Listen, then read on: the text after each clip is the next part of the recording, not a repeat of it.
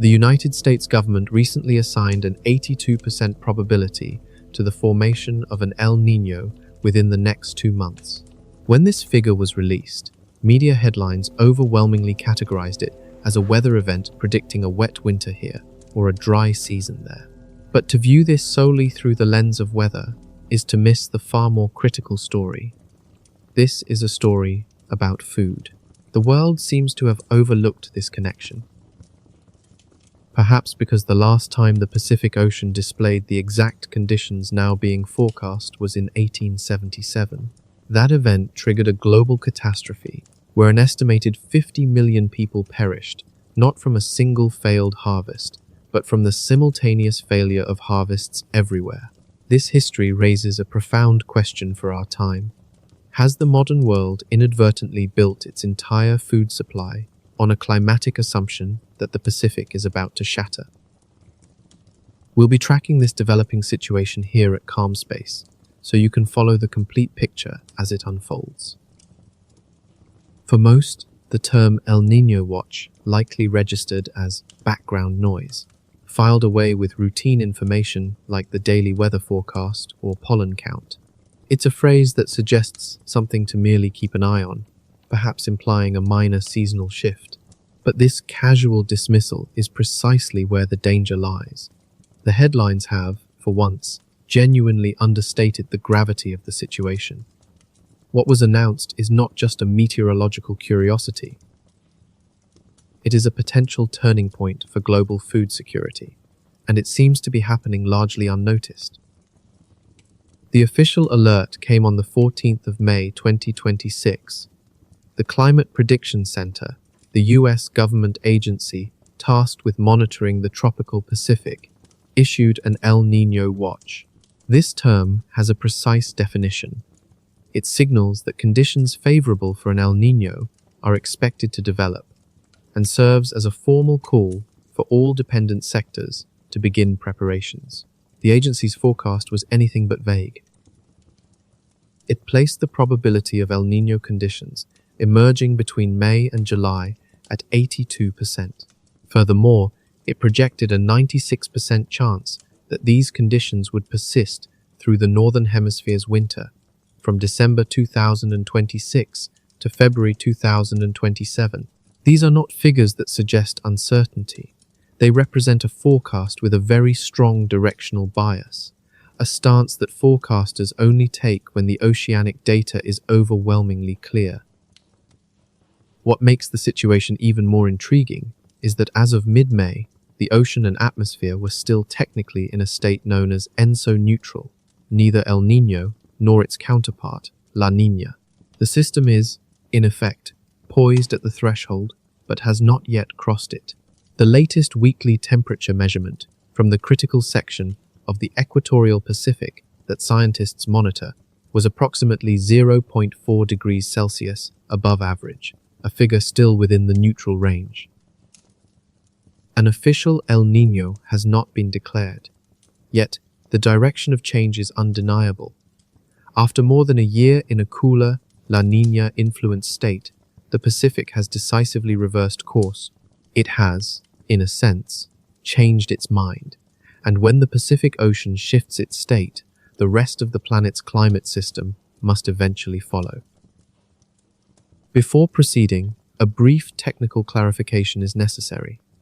Without it, a number you might encounter elsewhere could seem to contradict the narrative being presented here, leading to potential confusion. For decades, the primary instrument scientists used to officially declare the onset of an El Niño or La Niña was a metric called the Oceanic Niño Index, or ONI. This index functioned much like a thermometer for the Pacific Ocean. When that thermometer registered warm enough for a sustained period, an El Niño was declared. When it read cool enough, it was a La Niña.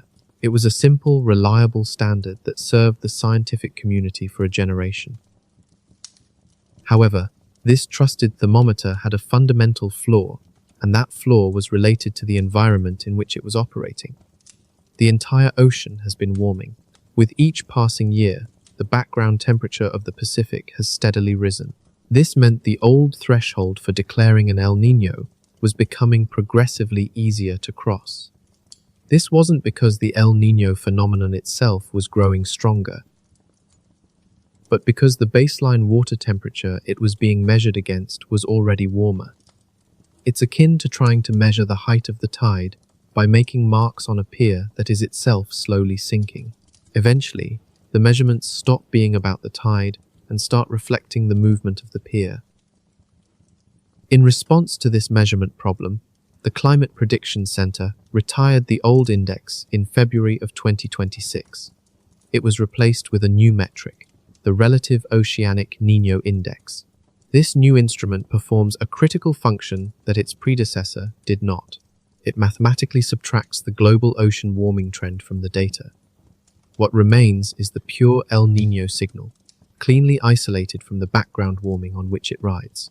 It is, in essence, a more accurate thermometer, one that is calibrated for the realities of a changing planet.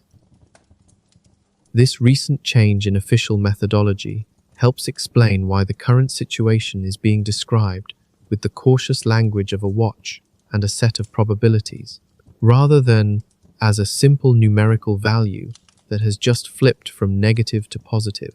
The agencies are using this language because it is the most honest way to characterize a system that is on the verge of a major shift. The underlying physical reality, however, has not changed. The equatorial Pacific has pivoted from cool to warm. The La Niña phase is over, and the new watch system is the tool scientists are now using to describe this powerful transition. This is where the story deepens, because the ocean's surface provides only half of the picture, and arguably the less significant half. The true signal, the one that gives forecasters their confidence, is unfolding far below the surface, hidden from sight. The Climate Prediction Center reported that the index measuring heat content beneath the equatorial Pacific has now risen for 5 consecutive months. This is a sustained period of warming deep within the ocean. The engine powering this immense transfer of heat is a phenomenon with a fittingly evocative name, a downwelling Kelvin wave. To understand the current situation, it helps to visualize it without the scientific jargon. Imagine a vast, slow-moving pulse of exceptionally warm water traveling from west to east along the equator. This isn't happening on the surface, but deep beneath it, like a massive swell moving under a thick blanket. Though invisible from above, this body of water is sliding eastward at a depth of 100 to 250 meters. Right now, the water within this pulse is an astonishing 6 to 7 degrees Celsius warmer than average. This isn't a minor fluctuation. It's a colossal anomaly, a freight train of thermal energy heading for the eastern Pacific. This is what meteorologists refer to when they say the fuel for a major El Niño is already in the tank. The event itself is fundamentally a process where the ocean releases immense stored heat into the atmosphere. And the heat that could power a historic event is already positioned in the Pacific. Multiple independent analyses have confirmed the magnitude of this subsurface heat, drawing unsettling comparisons to the lead-up to the great El Niño events of 1997 and 2015, the two most powerful ever recorded. The same class of oceanic fuel that drove those events is what we see in the Pacific today. So, if this immense reservoir of heat is already in place, why are forecasters still issuing a watch rather than declaring a full-blown event? The honest answer, and the most interesting one, lies with a missing component: the atmosphere. An El Niño is more than just warm water. It's a collaborative effort between the ocean and the winds. For the system to lock in, they must enter a reinforcing feedback loop. Under normal conditions, powerful trade winds blow from east to west across the tropical Pacific, pushing warm surface water toward the western side. For a true El Niño to develop, these trade winds have to weaken. As they slacken, the piled-up warm water begins to flow back eastward. This eastward spread of warmth then further weakens the winds, which in turn allows even more warm water to advance. This escalating cycle is known as coupling. The ocean sends a signal, the atmosphere responds, and they amplify each other's effects. As of mid-May, the ocean has sent a very strong signal with its subsurface heat, but the atmosphere has only partially responded. Until that coupling is fully established, the system remains on the verge, but not yet fully engaged. It's crucial to see this not as an isolated occurrence, but as one part of a much larger, recurring pattern. El Niño doesn't emerge from nothing. It's a phase within a slow, oscillating cycle that has governed the tropical Pacific for as long as we have records. Scientists call this entire cycle the El Niño Southern Oscillation, or ENSO, and it exists in three distinct states. There is La Niña, the cool phase, characterized by strong trade winds that concentrate warm water in the western Pacific, leaving the eastern side unusually cold. There is the neutral state, the intermediate period where we technically are now.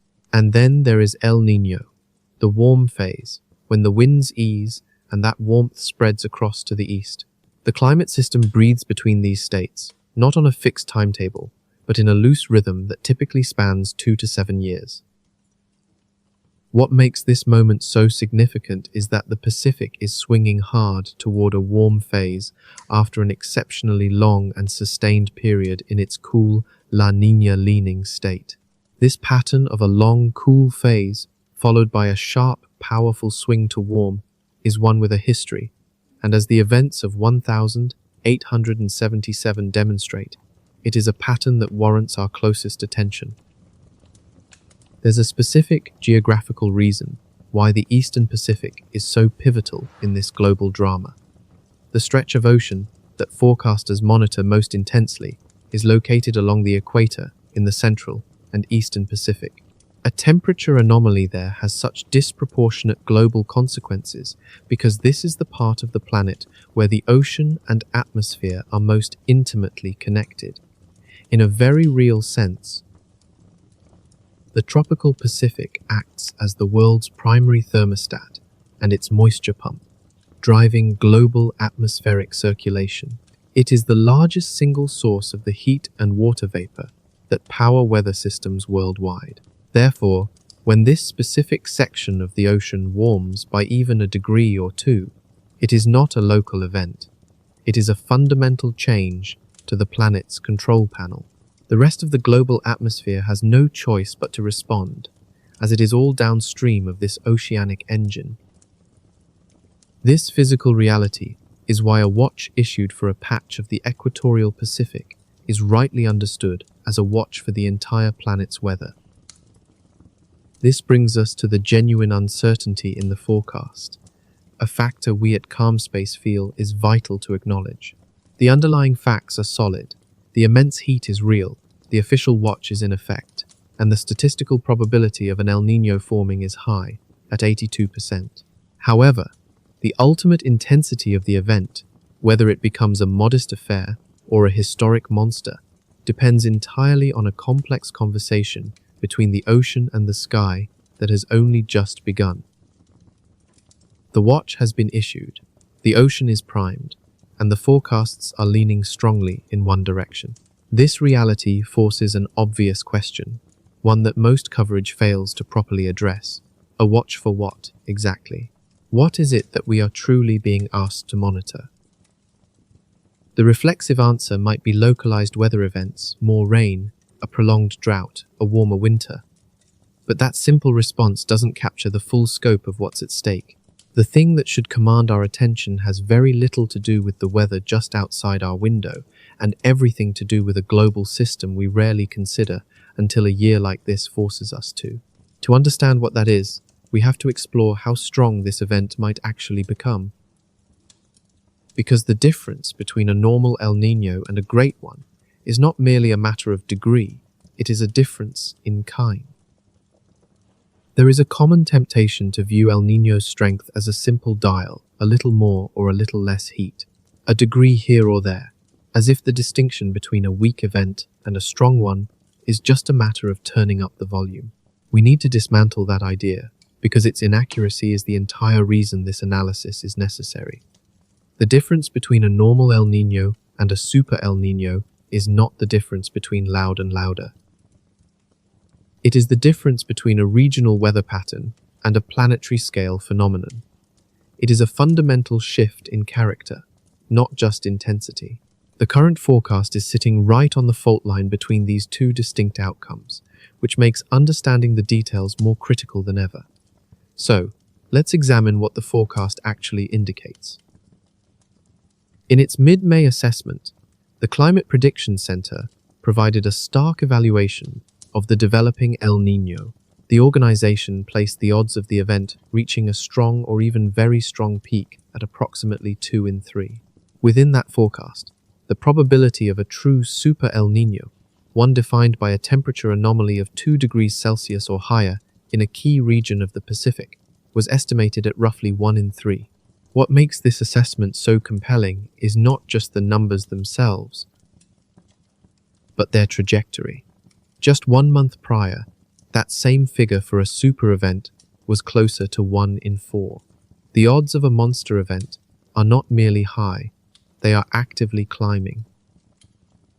Another critical perspective comes from the European Centre for Medium-Range Weather Forecasts, whose model has consistently been the most aggressive in its projections.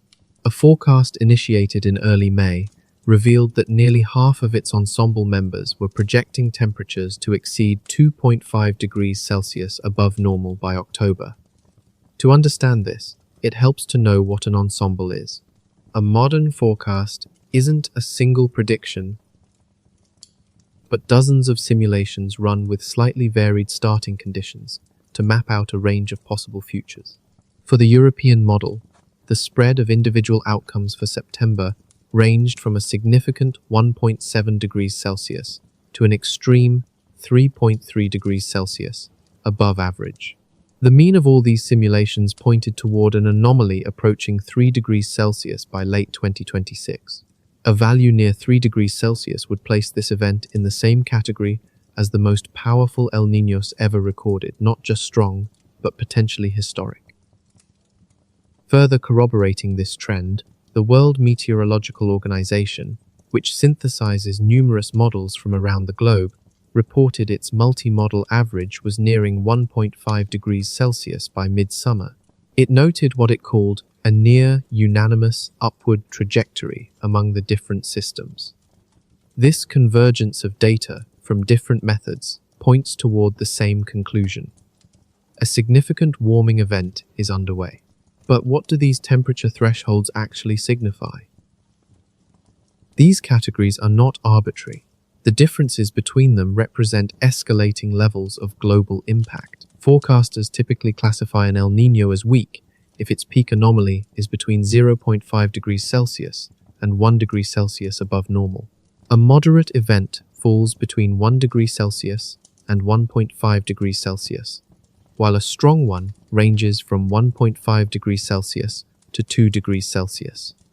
The very strong or super designation is reserved for anything exceeding 2 degrees Celsius. To put the current projections into context, we can look to the historical giants. The monumental El Niño of 1997 to 1998 peaked at over 2.5 degrees Celsius above normal, as did the event in 2015 to 2016. These are the benchmarks against which all other events are measured. When NOAA gives a 1 in 3 chance of surpassing that 2 degrees Celsius super threshold, and the European models average trends toward 3 degrees Celsius, they are not describing a minor event that might become interesting. Instead, the most probable scenarios already fall within the strong to very strong range, with a real and growing possibility of reaching into the territory of the most severe events in modern history. But why are forecasters so confident in this particular outlook? The answer lies not on the ocean's surface, but deep beneath it. A vast reserve of exceptionally warm water, a signal that has been building for months, is moving beneath the Pacific. Surface warmth by itself can be fleeting. It can be dissipated by strong winds or cooled by cloud cover, vanishing before it can fuel a major event. However, Heat stored 100 or 200 meters down is insulated from the day-to-day weather of the atmosphere. It is a protected reservoir of energy that has been banked and is now waiting to be released. This deep heat has only one direction to go, up to the surface and eastward, feeding the developing El Niño. When forecasters observed 5 consecutive months of this subsurface index rising, with water temperatures 6 degrees Celsius to 7 degrees Celsius above normal, they were not seeing a fragile anomaly. They were witnessing a committed signal, a deposit of heat that has already been made and must now be spent. This is a primary reason why the official watches carry such high probabilities. In a very real sense, the ocean has already made a significant part of its decision. The remaining question is how forcefully it will unleash the energy it has stored. In an age of rapid information sharing, it becomes essential to distinguish between scientific forecasting and online sensationalism. You may encounter claims circulating on social media that declare a super El Niño is a 100% certainty, or that all models are in perfect unanimous agreement. It is vital to understand that this is not the language of science. This is not what NOAA, the European Centre, or the World Meteorological Organization are saying. In its own public communications, the European Centre has been clear. While there is a strong consensus that an El Niño will develop, there is no unanimity that a high-intensity outcome is certain. The spread among its own ensemble members demonstrates that a precise peak value cannot be reliably predicted at this stage. The honest, defensible version of this forecast is not about guarantees. It is about probabilities. A strong and possibly record-breaking El Niño is likely. But the atmosphere has not yet fully locked into this pattern, and absolute certainty is simply not possible. This brings us to the single most important caveat in this entire forecast, a factor that every seasoned meteorologist understands. It is known as the spring predictability barrier. This is a well-documented phenomenon where forecasts issued during the Northern Hemisphere's spring have historically shown lower accuracy than those made later in the year. There is a concrete physical reason for this. In late spring, the crucial partnership between the ocean and the atmosphere, the very engine of El Niño, temporarily weakens. This makes the entire system more chaotic, harder to model, and more difficult to predict. The history of forecasting is filled with humbling examples. In 2014, spring models pointed clearly toward a strong El Niño that never fully materialized. In 2017, the same pattern occurred. Strong spring forecasts were followed by a fizzled event. So, when we hear that the odds of a super El Niño are 1 in 3 and rising, a careful observer must also remember that confident spring forecasts have been wrong before. This is a serious forecast, but it is not a sure thing. Both of those statements are true at once, and our reporting on Calm Space will continue to hold both truths in balance. In fact, being honest about why the spring barrier exists is crucial. Understanding this limitation does not mean we should discount the forecast, but rather that we should interpret it correctly, with a full appreciation for the complexities of the Earth's climate system. It is essential to recall the intricate feedback loop, the coupling that exists between the ocean and the atmosphere. During the spring, this connection reaches its most tenuous point in the entire annual cycle. In a way, the ocean and the atmosphere are only loosely connected. When this coupling is weak, the entire climate system becomes more susceptible to small, almost random variations in the winds. A forecast model in springtime can clearly identify the subsurface heat building in the ocean. It can see the potential energy, the fuel for a major event. What it cannot reliably predict is whether the atmosphere will actually seize that fuel and ignite a full-blown El Niño, or if a few weeks of uncooperative winds will cause that powerful signal to dissipate. This is precisely what unfolded in 2014. All the necessary fuel was present, but the atmosphere never fully engaged. In stark contrast, A forecast made later in the year, for instance in August, is issued when the coupling has become much stronger and the system has largely revealed its trajectory. So how should we interpret the 2026 forecast? It's neither a certainty to be banked on, nor is it mere noise to be ignored. It represents a significant, heavily weighted signal, issued at the one time of year when even the most serious signals come with an honest and necessary asterisk. That asterisk doesn't negate the warning, but it does advise us to remain watchful. The true confirmation will only arrive later in the summer, when the atmosphere provides its definitive answer. The distinction between a weak and a strong El Niño is far more than just a number on a chart, and this is central to the story we are telling. A weak El Niño typically manifests as a regional phenomenon. It might gently nudge a few weather patterns, perhaps making a winter slightly wetter in the southern United States or a bit drier in the Pacific Northwest. Its impacts are often the concern of a ski resort manager or a local water authority, but rarely extend much further. A super El Niño, however, is a completely different kind of beast. It does not merely nudge a single region, it exerts its influence across the entire Pacific Basin, a vast expanse of ocean covering nearly a third of our planet's circumference. From there, it pulls on the atmosphere over continents in all four corners of that basin at the same time. This immense power reorganizes the jet stream. It can move the monsoon, and it fundamentally shifts where rain falls and where it does not. This isn't a localized effect in one country. It happens across Asia, Australia, the Americas, and Africa, all responding simultaneously to the same powerful signal. The strength, therefore, is not a minor detail. The strength determines whether this is a weather event you might read about, or a planetary event that could touch the price of food on every continent at once. To grasp what a super El Niño is truly capable of when it reaches that planetary scale, and to understand an implication that almost no one is currently discussing, we cannot remain in the present. We are compelled to journey back in time. We must revisit the last instance when the Pacific Ocean assembled this exact configuration at its maximum power, and examine, with clear eyes, the consequences that followed. This is not speculation. The event is documented. It has been studied. And it stands as the single most critical piece of evidence for understanding the watch that was issued this week. We must turn our attention to a year that the modern global food system would much rather we forget. We have to go back to 1877.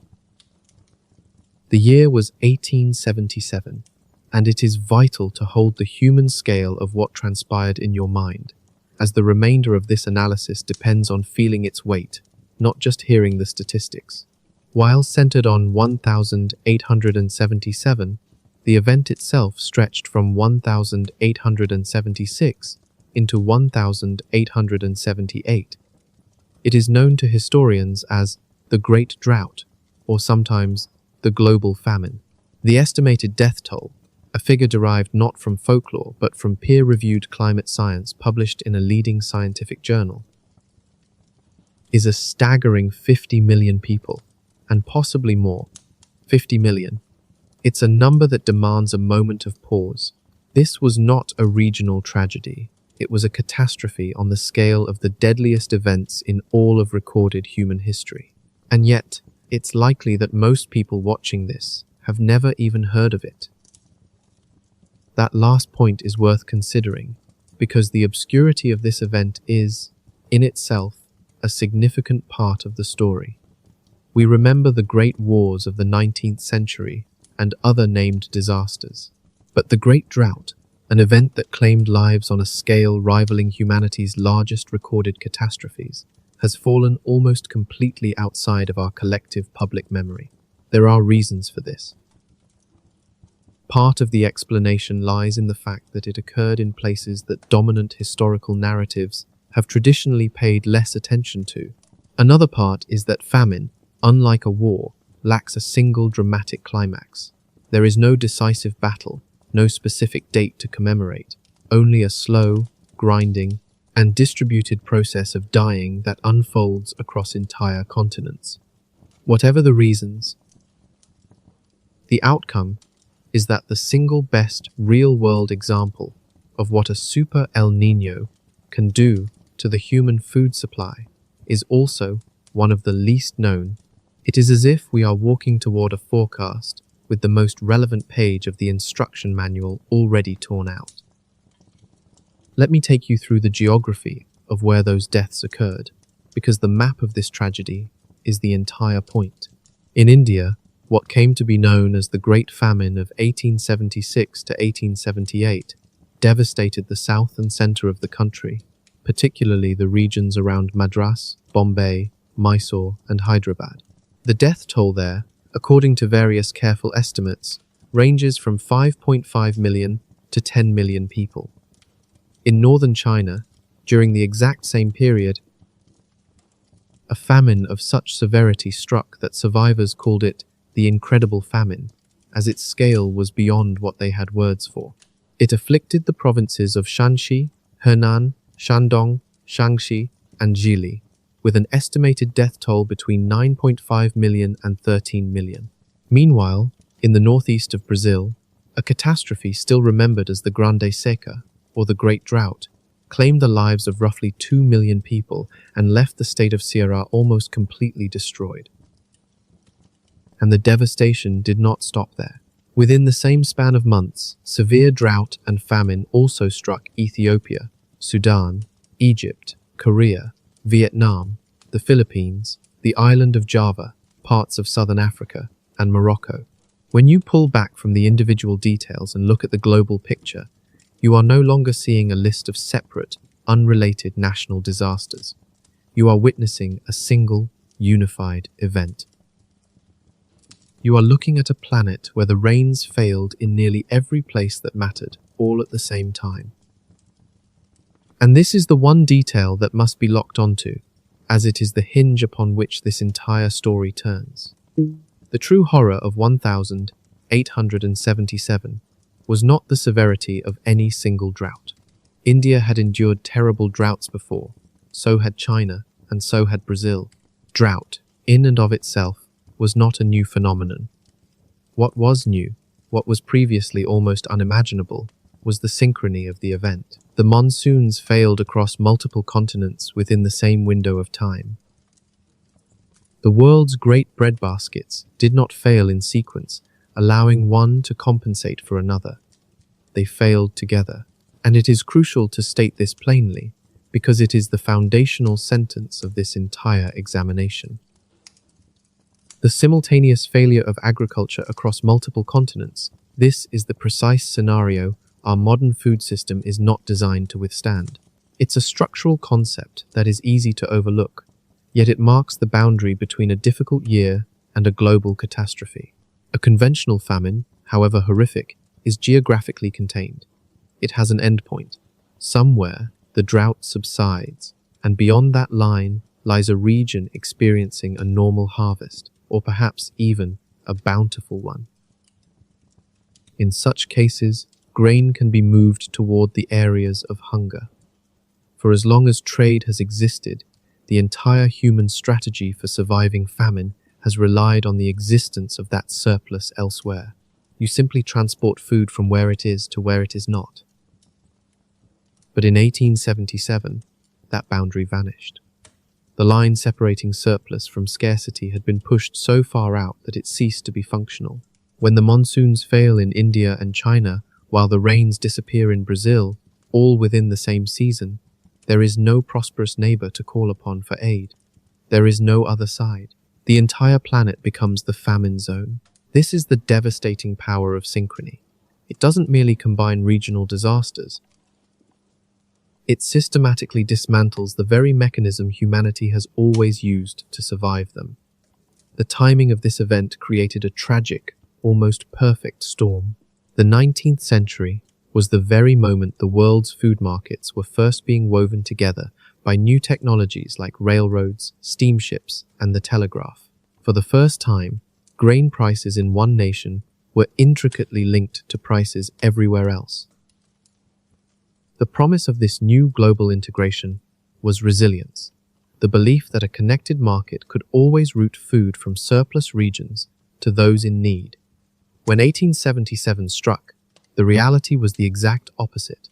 A connected market with no surplus anywhere does not move food. It moves the shortage. Instead of absorbing the shock, it transmits the failure outward. In a way, 1877 was the first major stress test of a globalized food system, and that system failed profoundly. There is, however, a second layer to the story of 1877, one that requires careful and honest handling because it is both important and contested. In 2001, historian Mike Davis published his book Time's Late Victorian Holocausts, which has become the definitive popular account of these famines. Davis's central argument was that while the drought was the trigger, the physical event that caused the crops to fail, the resulting mass death was not a product of weather alone.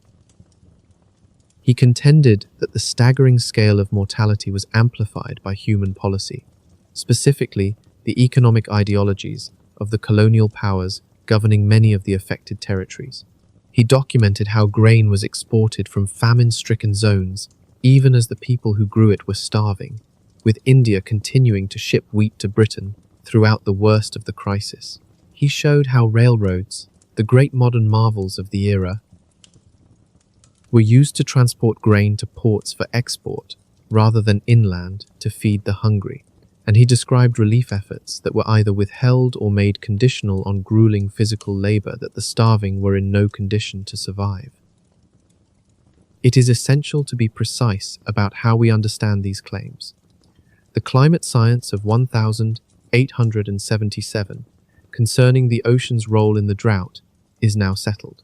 It is an established, remarkable scientific finding that we will explore shortly.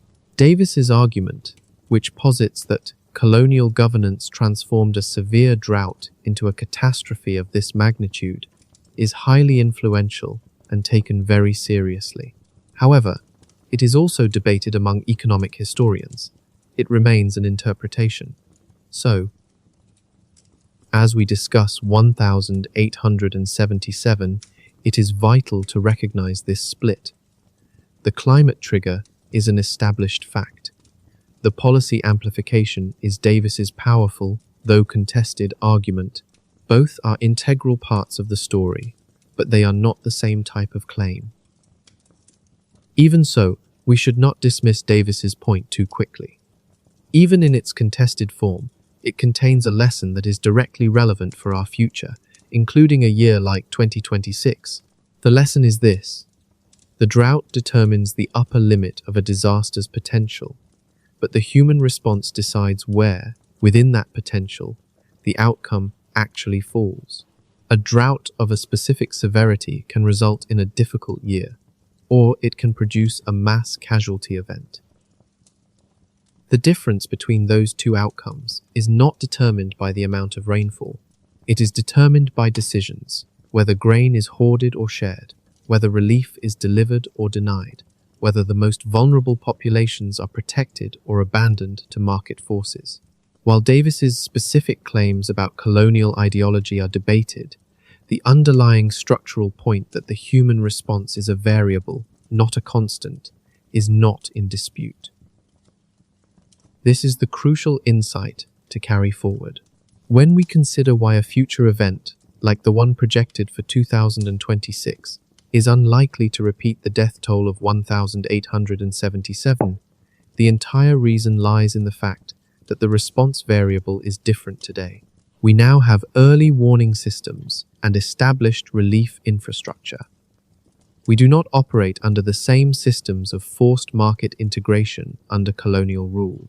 The climate mechanism that caused the drought may reassemble, but our response does not have to follow the same tragic path. One more piece of bookkeeping is necessary, as the numbers surrounding this event can be confusing. You will sometimes see the death toll of these famines cited as 30 to 60 million. That wider figure is an aggregate from Mike Davis's work, and it covers 3 separate famine episodes.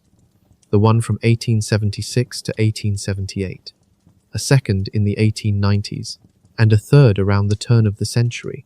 For the specific event we are focused on, the Great Drought of 1876-1878. The figure from peer-reviewed climate science is the one to hold, exceeding 50 million people. So, why are we spending this time in the 19th century when our focus is on a warning issued this week? Because 1877 is not just a history lesson. This must be understood clearly. The events of 1877 are the evidence.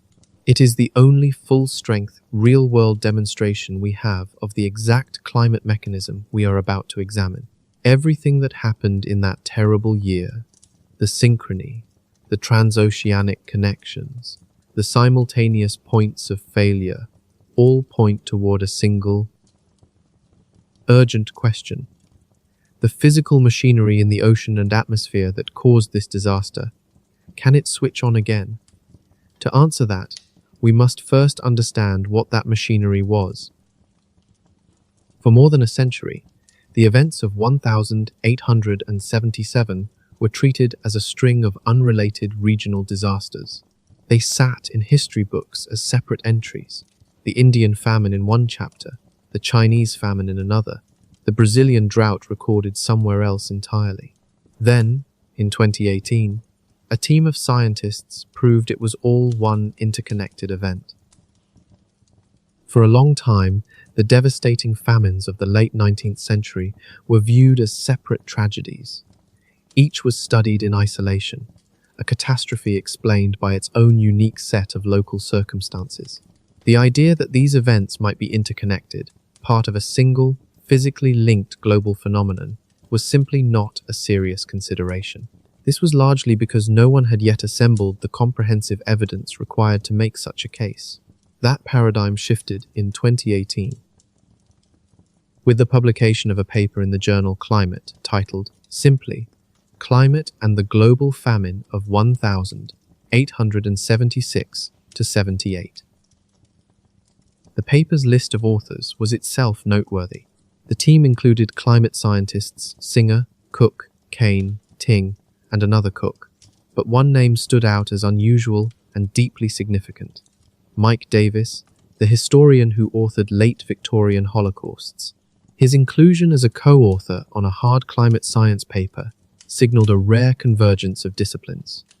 Here, history and physics were being applied to the same problem within the same study. Such a collaboration does not happen often.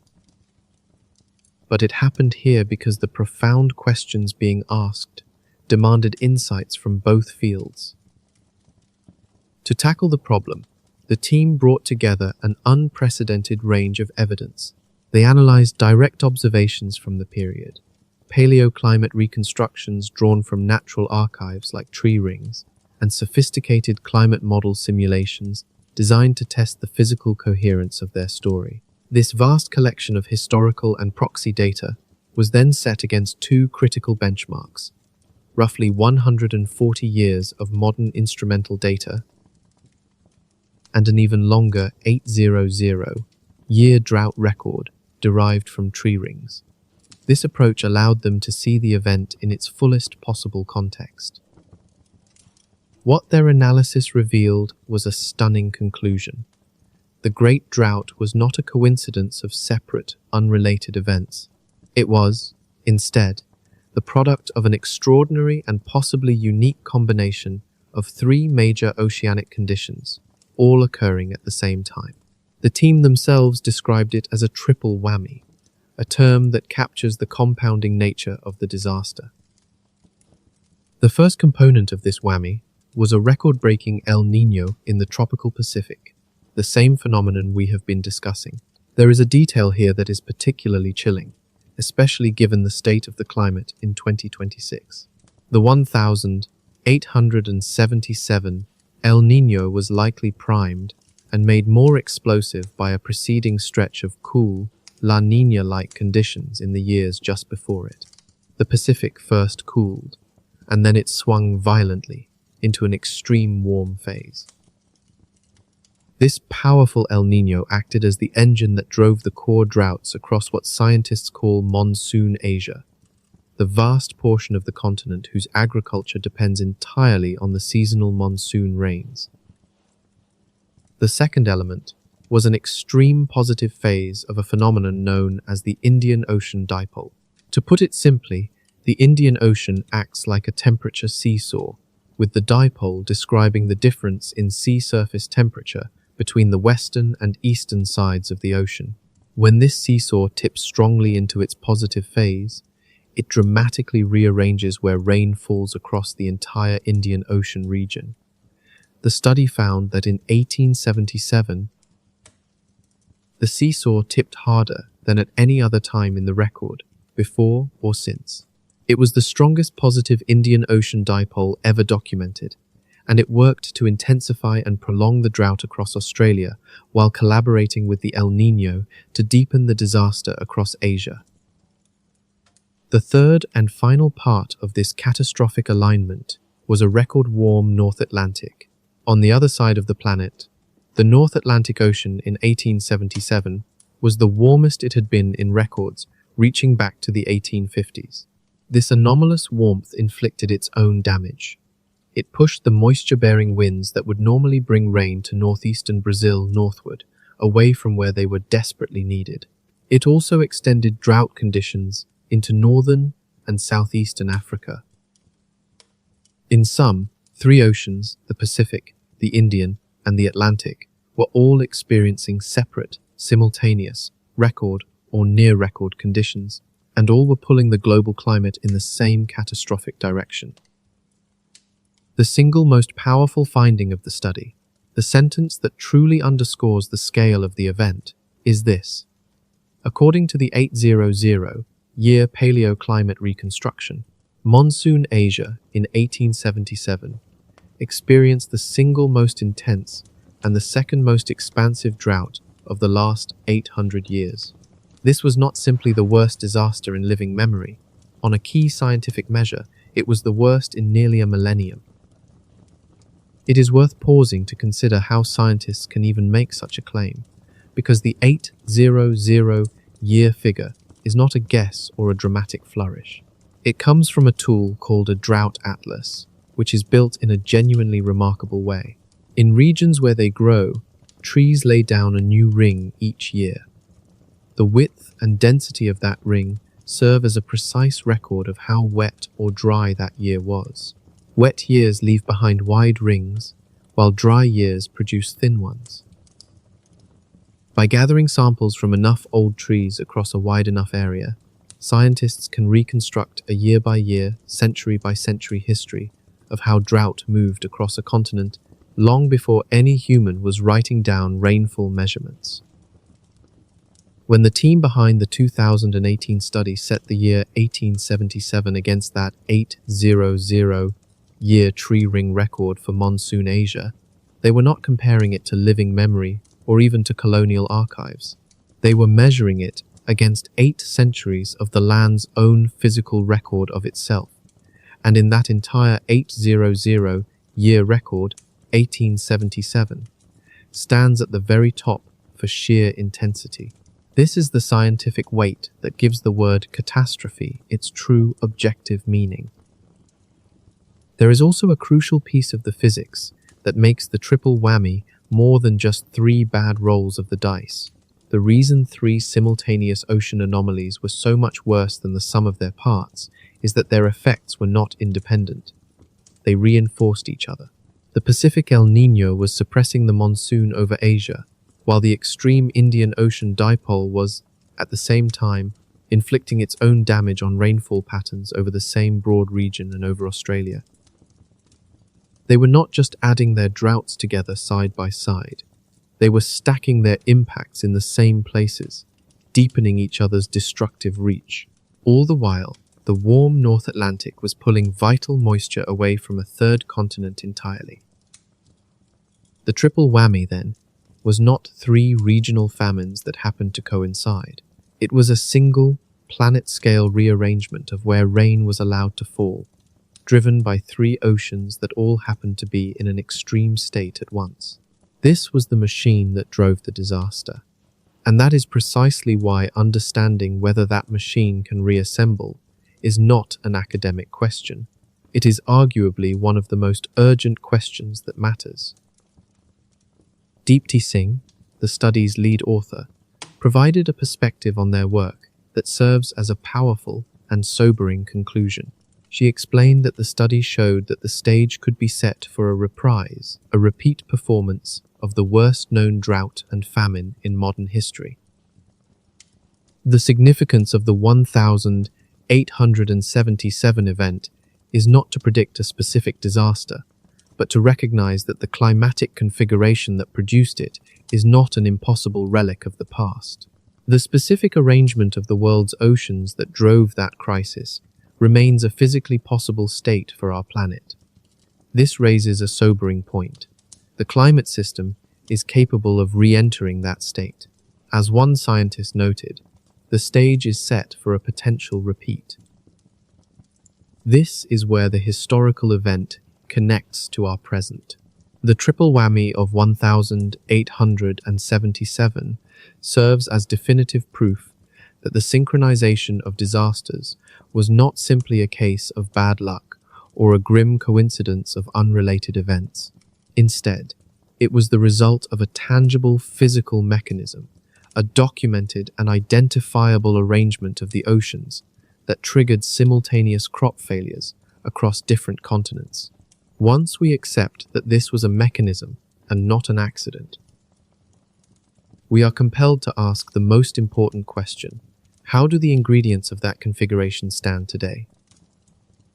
Let's conduct an initial accounting of those key ingredients: a record-breaking El Niño, the Indian Ocean dipole, and exceptionally warm oceans. The first element is a powerful El Niño that follows a preceding cool period. Currently, an El Niño is developing under an official watch, showing subsurface heat comparable to some of the strongest events ever recorded. It is emerging directly from an extended La Niña-leaning cool phase. This is not merely a loose parallel to the 1877 setup. It is the exact same opening sequence. The third ingredient involves a record-warm North Atlantic and unusually warm oceans in general. Global ocean temperatures are already running at or near record highs, meaning this component is largely in place.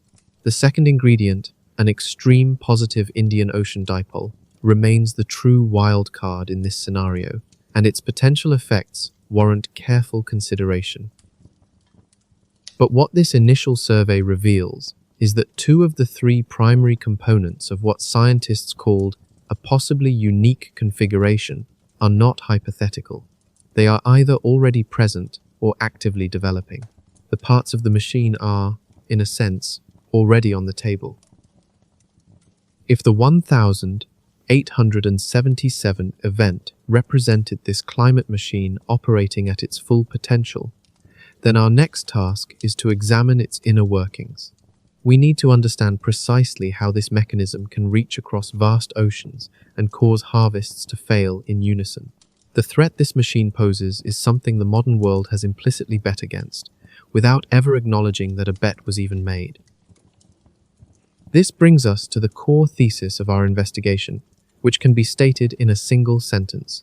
The entire global food system is constructed upon a hidden assumption, and that assumption is fundamentally incorrect.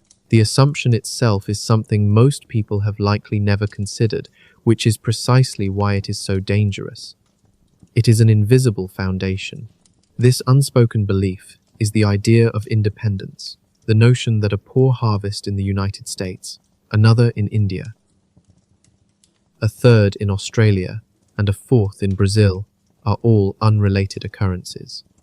It assumes that each agricultural failure is an independent roll of the dice.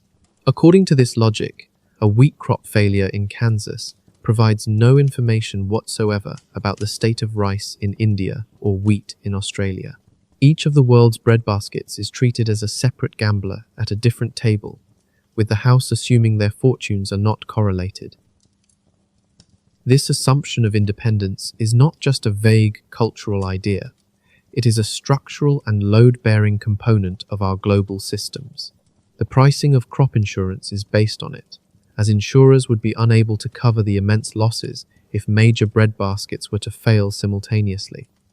Consequently, the financial models quietly presume they do not.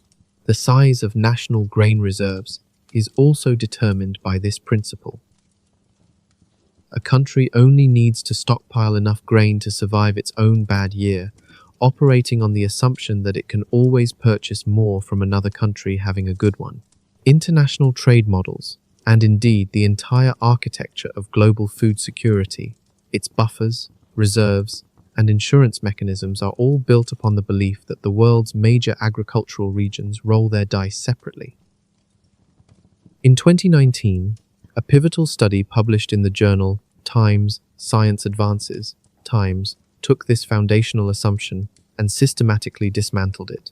The paper, authored by Anderson, Seeger, Beithgen, Kane, and Yu, was titled Synchronous Crop Failures and Climate-Forced Production Variability. The researchers' approach was remarkably elegant. They posed a direct and critical question. Are there forces within the climate system capable of causing distant breadbaskets to fail at the same time? And if such forces exist, which ones are they? To answer this, they examined 4 of the planet's major climate modes, the large recurring patterns that dictate weather systems around the globe. They tested the El Niño Southern Oscillation, the Indian Ocean Dipole, a pattern known as tropical Atlantic variability, and the North Atlantic Oscillation. These 4 candidates were the primary suspects, forces that could theoretically link harvests across the world. The results of their investigation were striking. While all 4 of these climate modes were found to influence crop production to some extent, only one of them had the power to force globally synchronous crop failures. Only a single one of these patterns could reach across the entire planet and cause the world's breadbaskets to collapse in unison. That one mechanism was El Niño. The importance of this singular result cannot be overstated. The other 3 modes are real and have significant impacts. The Indian Ocean Dipole shapes harvests in its surrounding region. Tropical Atlantic variability affects agriculture around the Atlantic basin. The North Atlantic Oscillation influences weather in Europe and North America. Each of these forces is ultimately regional. Their footprint, however large, has defined edges. They can devastate one or even several regions. But their reach does not extend across the entire planet at once. El Niño, however, can. It is the only one of the 4 that operates on the same planetary scale as the global food system itself. So, when we ask if there is a single force that can override the assumed independence of the world's breadbaskets, the scientific answer is not a vague possibility. It is a specific name, El Niño. The study deliberately tested the other major patterns, precisely to demonstrate that they lacked this global reach. The specific figures from the study make this abstract threat concrete. The researchers found that the El Niño Southern Oscillation is responsible for approximately 18% of the year-to-year variability in the world's aggregated maize production. This means nearly 1/5 of the swing in the entire planet's corn harvest can be traced back to this single ocean pattern. For wheat, the corresponding figure was around 7%, and for soybeans, it was about 6%. These numbers quantify how a single, distant climatic pattern can exert a powerful influence over the global food supply. In a landmark study, researchers pinpointed the single greatest simultaneous crop failure event in modern history, the El Niño of 1983. But the statistics, while stark, are not the most significant part of their findings. The true impact lies within a single, powerful sentence from their research paper. This sentence forms the very core of our investigation. The scientists wrote that their discovery directly contradicts what they call a central pillar of the global agricultural system. This foundational principle is the assumption that major crop failures in distant breadbasket regions, like those in the United States, China, and Argentina, are fundamentally independent events. The researchers' choice of words is telling. They didn't call it a minor detail. They called it a central pillar, and El Niño is the force with the power to bring it down. This concept of the independence assumption can seem abstract, but its real-world implications are enormous. To understand why, consider the basic logic of crop insurance. An insurance company can afford to cover agricultural losses because it operates on the principle of diversification. This is the same logic that allows an insurer to cover thousands of homes against fire. It's statistically improbable that all of them will burn down at once. The risk is spread out. Applied to global agriculture, this financial model presumes that a severe drought in one major growing region will not coincide with a similar disaster elsewhere. But what happens if that core assumption is incorrect? If a single climate signal can trigger simultaneous failures across multiple breadbaskets, then the diversification that underpins the system is merely an illusion. The risks are, in fact, correlated, exposing the entire financial structure to a level of loss it was never designed to handle. This same logic extends to national food security strategies.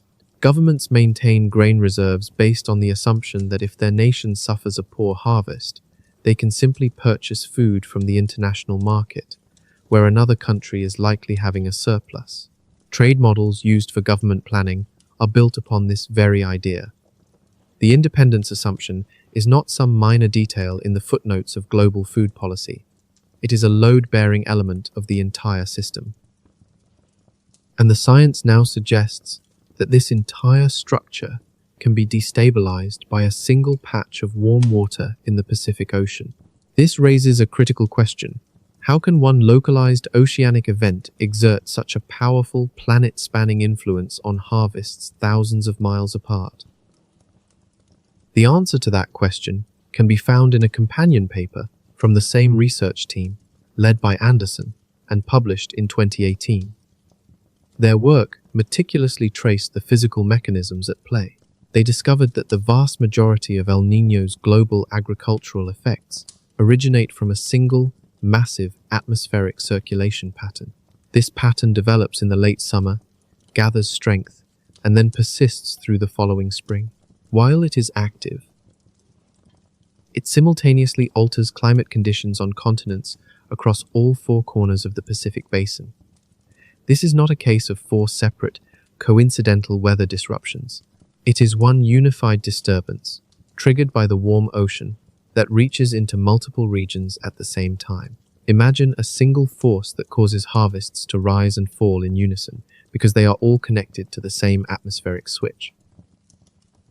The 2018 study quantified this effect, estimating that El Niño is responsible for approximately 57% of the year-to-year variability in wheat yields across North and South America combined. This means over half of the fluctuations in the wheat harvest for two continents can be traced back to this one pattern. But there is a second, equally concerning pathway, which operates independently from the first. This one involves the jet stream. A 2020 study by Kornhuber and colleagues examined what occurs when the jet stream, the high-altitude river of air circling the northern hemisphere, develops large, slow-moving, stationary meanders. Scientists refer to these as amplified Rossby waves. When the jet stream locks into these frozen, wavy patterns, it can park extreme heat and drought over specific agricultural regions. Crucially, it tends to affect the same sets of breadbaskets at the same time. The study found that when these amplified wave patterns become dominant, the likelihood of simultaneous heat waves hitting those linked regions can increase by a factor of 20. A follow-up study by the same lead researcher, published in 2023, delivered an even more unsettling conclusion. This research is vital because it inverts a common assumption about climate modeling.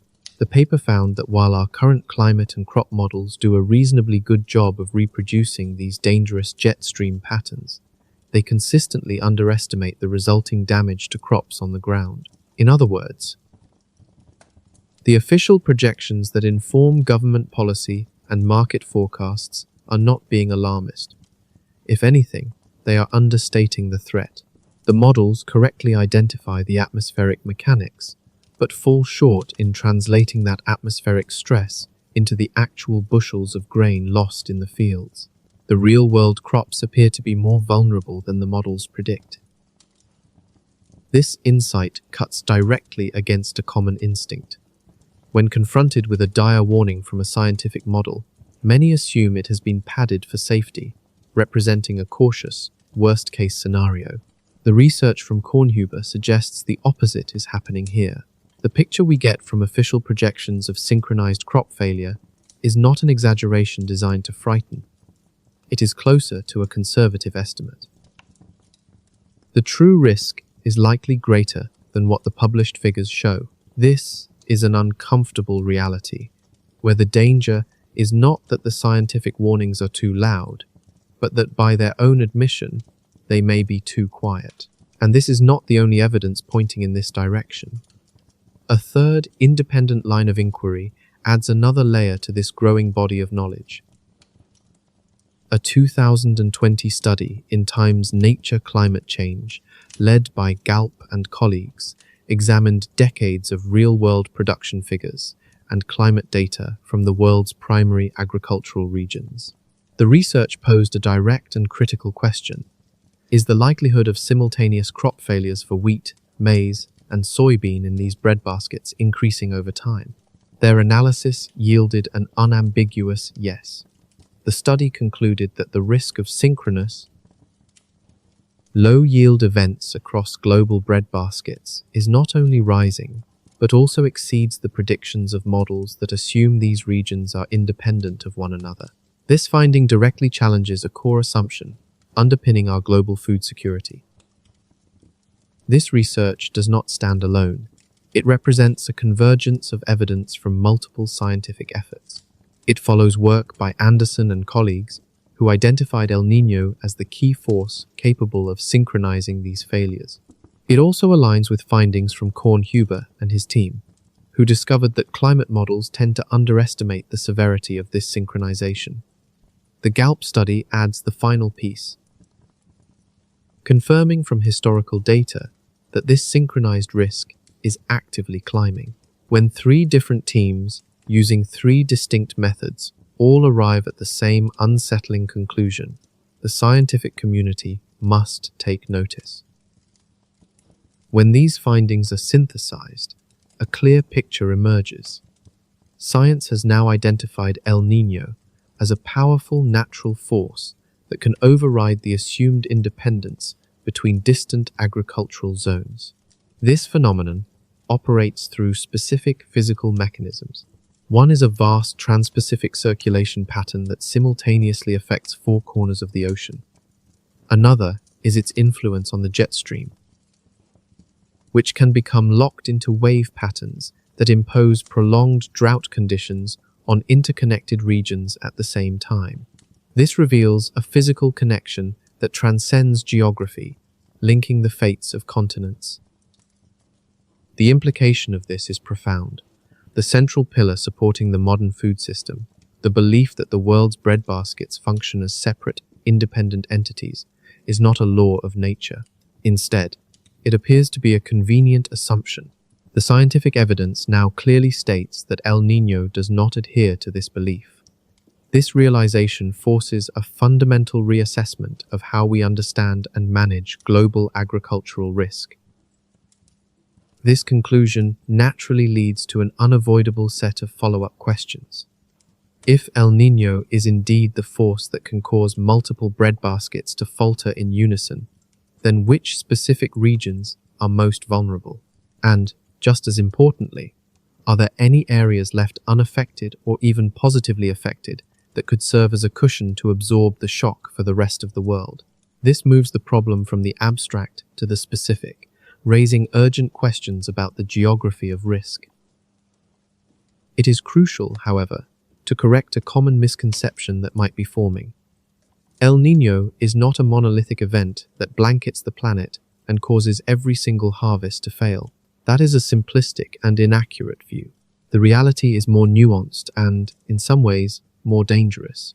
El Niño's impact is surgical. It creates a very specific map of agricultural failure, leaving some areas untouched and occasionally even boosting yields in others. The true threat isn't a uniform catastrophe, but a patterned one, with a distinct map of winners and losers. The foundational research that helps us understand this pattern comes from a 2014 study by Izumi and colleagues, published in Times Nature Communications. Their work examined how El Niño influences the global yields of 4 staple crops: maize, rice, wheat, and soybean. Together, these 4 crops provide approximately 60% of all the calories that humanity produces on agricultural land. What the researchers discovered was not a simple, uniform effect, but a complex patchwork of outcomes across the globe. Let's begin with the single piece of relatively good news, as it plays a crucial role later on. During an El Niño, soybean is the one consistent winner. On average, global soybean yields tend to see an improvement of between 2% and 5%. The reason for this is geographic. The conditions created by El Niño happen to be favorable for the major soybean growing belts located in the United States and South America. As a result, the soybean crop as a whole generally thrives. This single bright spot in the data is an important piece of the larger puzzle. The story is different for the other 3 major crops: maize, rice, and wheat. Under El Niño conditions, these staples generally fare worse. The change in their global average yield lands in a range between a 4.3% loss and a marginal 0.8% gain. It is vital to be precise about what this range signifies. Because it straddles 0, it suggests an overall impact that is neutral to negative. Maize and rice typically experience a decline, but the global average effect appears modest, certainly not a collapse. If one were to look only at this global average, it would be easy to dismiss the threat, but that is precisely the trap. The true danger of El Niño is not found in the average. It is revealed in the correlation structure in which regions fail at the same time. So let us examine that map of simultaneous loss. During an El Niño, the regions that tend to sustain damage are well defined. They include India and Southeast Asia, where rice and wheat harvests decline as the monsoon weakens. Australia's wheat belt is prone to drying out. In northern China, both maize and wheat production are negatively affected. The list also includes the Brazilian Cerrado and the country's northeast, as well as southern Africa, where the maize crop, the staple food for the entire region, comes under significant pressure. It is critical to recognize that these are not minor agricultural zones. They are major exporters and home to immense populations, including the largest rice-consuming populations on Earth. This loss map is not a product of chance. There is a physical logic dictating which regions are affected. That logic is the monsoon. An enormous fraction of the global population and the food they consume depends on the seasonal monsoon rains. This annual reversal of winds reliably pulls moisture from the ocean to the land. However, the trans-Pacific circulation pattern created by El Niño interferes with these monsoons. It can weaken them, cause them to arrive late, or make them deliver less rainfall. Consequently, the loss map is effectively a monsoon map. It charts the agricultural regions whose entire calendars are built around rains that El Niño is known to suppress. Their vulnerability isn't a matter of bad luck. It's physically wired into the climate system.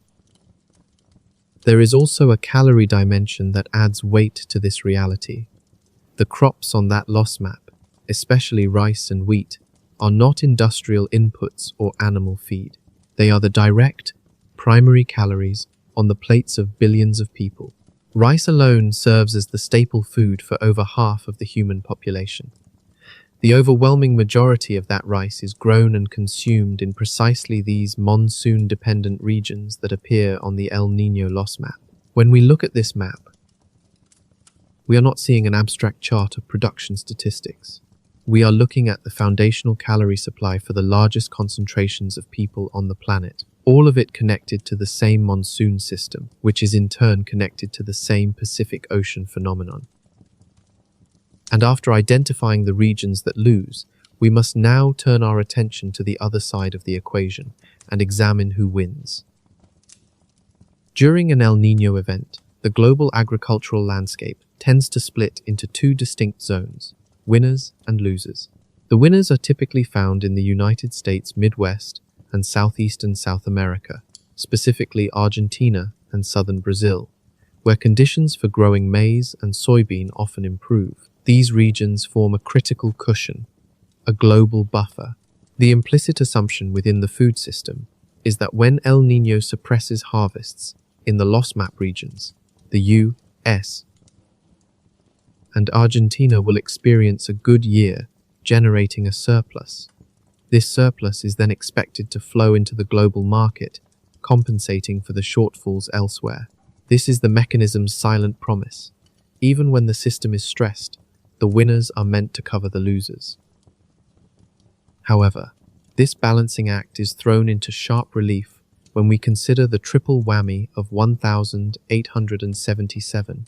In that year, a super El Niño triggered simultaneous crop failures in India, China, Australia, parts of Brazil, and southern Africa. This historical event perfectly mirrors the modern loss map, demonstrating how multiple major exporters and the world's largest rice-consuming populations can be pulled down together in a single growing season.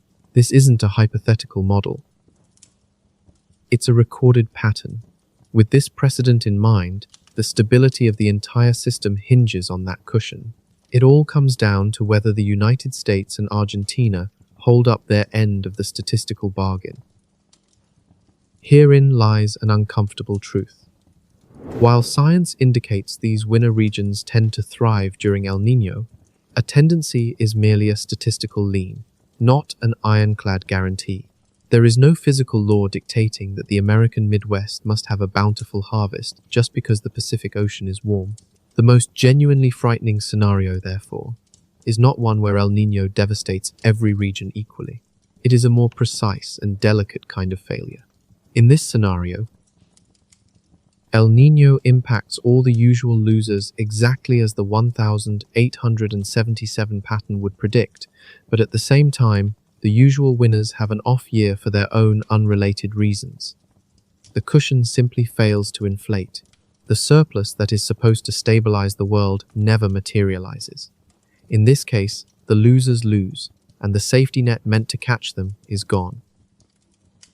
It is crucial to recognize just how thin this margin of safety truly is. The global cushion isn't a vast, diversified portfolio of agricultural lands. It is essentially two regions. The entire structure, designed to absorb a synchronized El Niño shock, rests on the assumption that the US Midwest and southeastern South America will have a good year at the same time. These two regions are tasked with carrying the agricultural burden for the planet. Yet, they are also subject to their own independent weather systems, their own droughts, heat domes, and simple bad luck, none of which is governed by El Niño. The system isn't asking for a miracle, but it is quietly assuming that the two specific places it relies on won't falter in the 1 year it needs them most. While that assumption holds most of the time, it only has to be wrong once, in the wrong year, for the consequences to become severe. There is also a subtle trap within the seemingly good news about soybeans. While it's true that soybean yields tend to increase during an El Niño, one cannot simply eat their way out of a rice and wheat shortage with soybeans. The crops are not cleanly interchangeable. They feed different populations, are used in different forms, and move through entirely separate supply chains. A region that relies on rice as a daily staple cannot be rescued by a bumper soybean crop in Argentina. So, While the fact that one of the four major global crops often benefits from El Niño is real, it is not the buffer it might appear to be at first glance. The buffer that truly matters for the loss map regions is a strong wheat and maize harvest in the winner regions, and that is precisely what is not guaranteed. Another critical piece must be placed on the table, as it represents the single greatest source of uncertainty in how this mechanism might play out in 2026, the Indian Ocean Dipole, or IOD. We know that in 1877, the temperature seesaw across the Indian Ocean flipped into the strongest positive phase ever recorded, which dramatically deepened the catastrophe. But in a strange inversion, forecasters are now watching the IOD as a potential mitigating factor.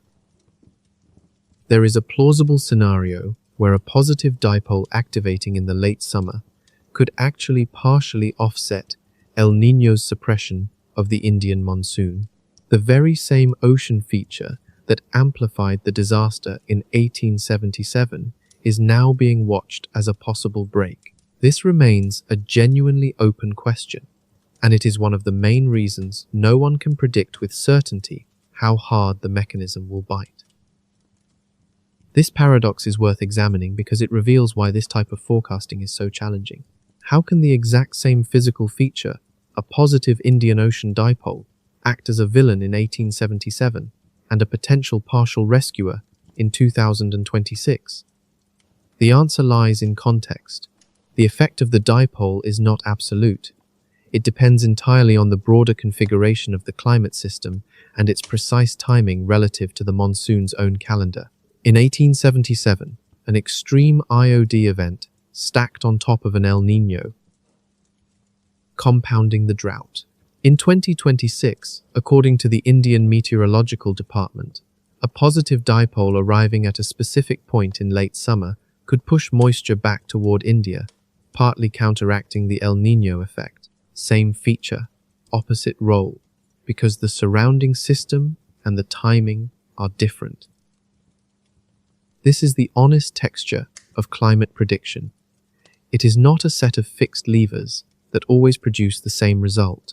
Instead, it is a complex interplay of interacting components whose combined effect depends on their alignment. This is precisely why the uncertainty is about magnitude and timing, not the fundamental mechanism itself. The capacity of El Niño to synchronize crop failures across the globe is a solid, well-documented phenomenon. How hard it will bite in any particular year with this particular behavior from the IOD is not yet knowable, but the map itself, the loss map, does not depend on the dipole. That map tells us where the mechanism can strike, and it shows that the strike zone covers several of the world's most vital breadbaskets at once. This brings us to the question that transforms this story from one of physics into one of immediate, pressing concern. What is the actual condition of those breadbaskets today, in the middle of May 2026, before the El Niño has even officially begun? The strength of an El Niño event is only one part of the equation. The other is the condition of the system it impacts. A robust, well-supplied global food system might weather the storm, but a weakened one presents an open door for disruption. This raises a crucial question for the anticipated 2026 El Niño. What kind of system will it encounter? The evidence suggests it will not be a healthy one. In several of the world's most critical agricultural regions, the system is already showing signs of distress long before the main event arrives. Consider the United States, which often serves as a vital buffer for global food supplies. By late April of 2026, the nation's winter wheat crop was in serious jeopardy.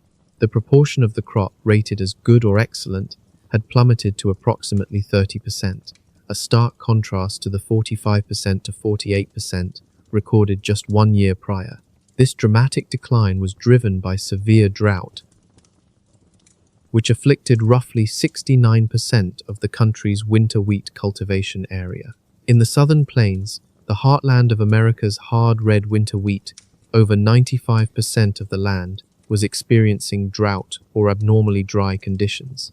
The The impact was clear in state-level assessments.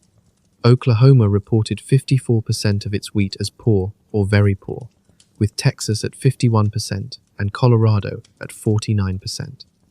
Consequently, the U.S.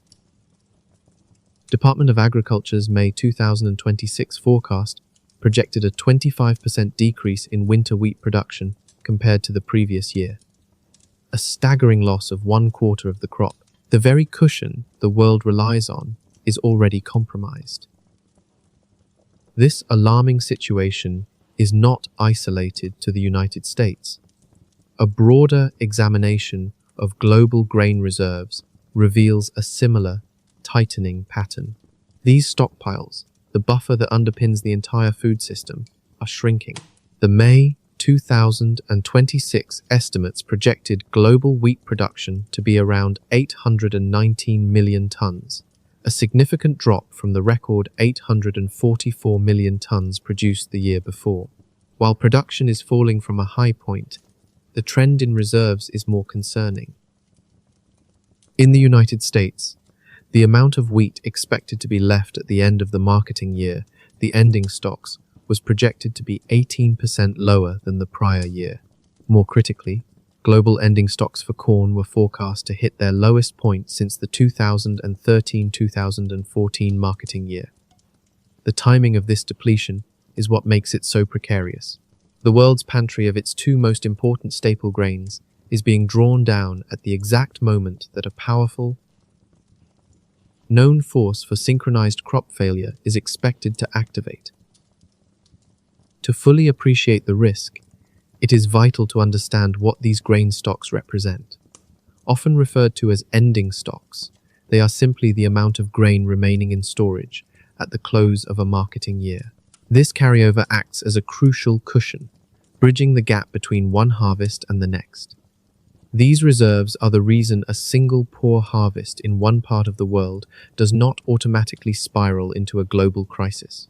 When storage bins are full, the system can absorb the shock of a bad year, keeping prices relatively stable. However, if the world enters a difficult year with depleted reserves, there is no buffer. A shortfall in yield can then translate almost directly into scarcity and sharp price increases. Therefore, a report that global corn ending stocks are at their lowest level in over a decade is not merely a dry statistic. It is a measure of the system's resilience, and right now, that cushion is perilously thin. The global food system is being forced to navigate a high-risk period with the smallest safety net it has had in years. This precariousness is compounded by a fundamental structural shift in how the world manages food security. Over the past few decades, many nations have moved away from maintaining large, expensive national grain reserves. The rationale was based on efficiency. Why bear the cost of storing massive stockpiles when you could simply purchase grain on the global market as needed? This just-in-time approach, borrowed from manufacturing, reshaped the logic of food supply. In normal years, this system is both effective and more economical, but its success hinges on a critical unspoken assumption that there will always be a surplus region somewhere in the world to buy from. The model is built on the idea that crop failures are independent events. A synchronized failure, the very scenario an El Niño can trigger, is the one contingency for which this streamlined system has no answer. When harvests fail everywhere at once, there is no one left to fill the order. The very efficiency that seems so advantageous in stable times becomes the factor that eliminates the margin for error when a true crisis hits.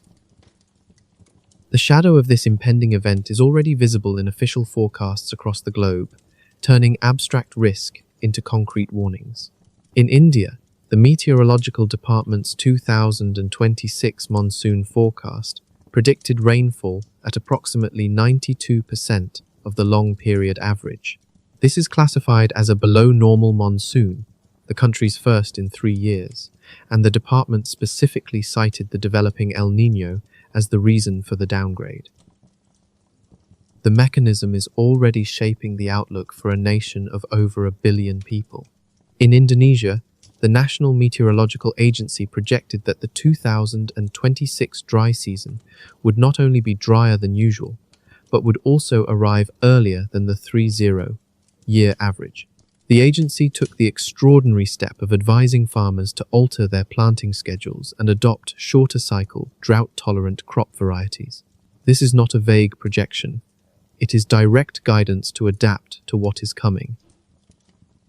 Similarly, in Australia, forecasting agencies warned of below-average rainfall across key agricultural regions, with wheat production expected to decline by as much as 19%. Within Australia's grim forecast lies a detail that is particularly telling. Ranchers were selling off their cattle herds in record numbers. This single data point, unlikely to make international headlines, speaks volumes about the perceived reality of the situation on the ground. It is a clear signal that those whose livelihoods depend on the land are taking the threat of a prolonged dry period seriously. They are choosing to offload their herds in anticipation of poor pasture conditions. A financial decision made because they can see what is on the horizon. This action provides a powerful confirmation of the forecasts. It is one thing to read a meteorological report. It is another to see an entire industry acting preemptively to mitigate losses from a crisis they believe is inevitable. It reveals a truth that statistics alone sometimes miss. When ranchers begin selling off their livestock in response to a weather forecast, it's a decision born not of panic or speculation, but of experience. These are the people whose livelihoods depend entirely on their ability to correctly interpret the signs of an upcoming season. They are looking at the same meteorological outlooks and concluding the threat is credible enough to justify immediate, costly action before the drought even begins. It takes years to build a herd, but only a single bad season to lose it, making the choice to sell early a difficult one. The fact that this is happening on a large scale suggests that those closest to the land are treating the El Niño signal with utmost seriousness. This same logic is visible across the globe. In Indonesia, an official agency is advising farmers to plant different crop varieties, while in India, forecasts are being revised downward with specific mention of the developing El Niño. These are not distant, abstract model outputs. They represent real-world agricultural systems on 3 different continents altering their behavior in anticipation of what the Pacific Ocean is doing. The global mechanism we've been describing isn't waiting for an official start date. The world's breadbaskets, those identified on the potential loss map, can already sense what is coming and are bracing for impact. When you assemble all the pieces, a troubling picture emerges. The United States wheat belt, meant to be a cushion against shortages, is already afflicted by drought and rated in worse condition than the previous year. Global grain stocks, the buffer designed to absorb shocks, have been significantly drawn down, with corn carryover at its lowest point in over a decade. Meanwhile, India, Indonesia, and Australia, 3 key regions squarely in El Niño's path, are all forecasting below-average rainfall. There is simply no interpretation of this scenario where the global food system appears robust. Every component that should provide resilience, the cushion, the buffer, and the geographic diversity of production, is already compromised. The system isn't healthy. It's entering this event already weakened at its most critical points. But another, even more powerful factor is at play, one that acts as a global amplifier. All of these vulnerabilities, the depleted grain stocks, the stressed breadbaskets, the drought-stricken plains, are unfolding on a planet that is also completely independent of El Niño, the hottest it has been in the entire modern record. This is not a minor detail or a coincidence. It is the central fact that magnifies the entire threat.